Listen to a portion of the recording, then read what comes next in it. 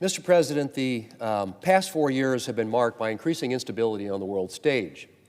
Over the course of the Biden administration, we've seen an unprovoked invasion of Ukraine by Russia, China flexing its power in the Indo-Pacific and beyond, and increasingly threatening the Philippines and Taiwan, Iran continuing to foment terror in the Middle East, the worst terror attack in Israel's history, and the list goes on.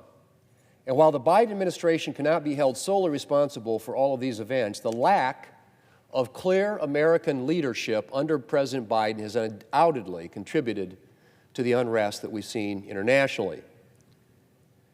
The president often seems incapable of staking out a firm policy position.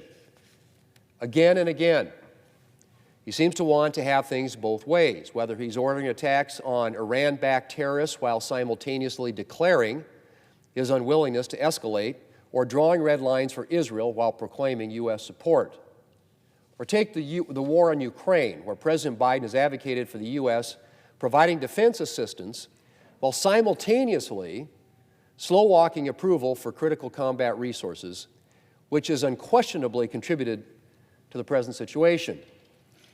I don't know whether the president is trying to keep all his interest groups happy or is simply afraid to fully commit.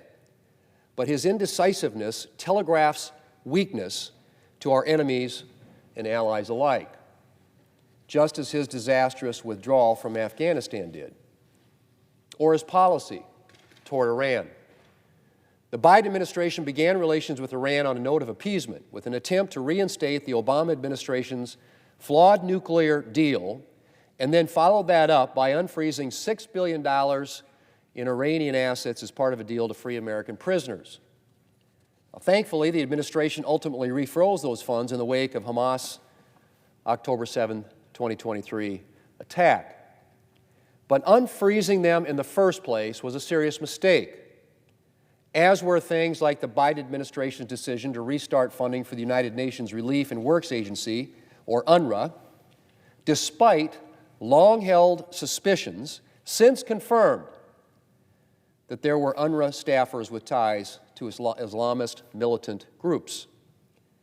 These types of decisions convey a message to our adversaries, a lack of firm resolve and a willingness to compromise and accommodate.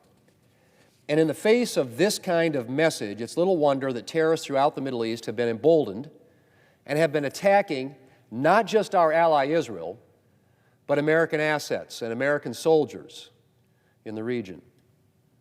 And I have to wonder whether bodies like the International Criminal Court, which recently attempted to put Israeli leaders, in the same class as Hamas terrorists by unlawfully issuing warrants for their arrest, have also been emboldened by the Biden administration's waffling. Mr. President, as China flexes its muscle, Iran continues its proxy war on Israel, and North Korean soldiers join Russia's war on Ukraine, it's time for a return to clear American leadership on the world stage. And that doesn't mean an America that intervenes in every conflict or dictates terms to everyone.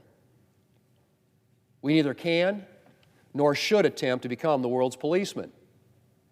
But it does mean an America that speaks clearly and doesn't equivocate, that condemns evil and doesn't accommodate it, and an America that projects and can deliver strength, the kind of strength that will make our adversaries think twice before tangling with us or our allies. President Trump has made an excellent choice for Secretary of State with our colleague Marco Rubio. He's one of our strongest and clearest voices on national security. And between him and President Trump and other future members of the Trump administration, America's adversaries should be on notice. I think there's already been something of a shift in the air, and I'm hopeful that in the weeks to come we will finally see movement on freeing the remaining Americans and other hostages who were captured by Hamas in its October 7, 2023 attack. It is incredible that these individuals are facing their second winter in Gaza.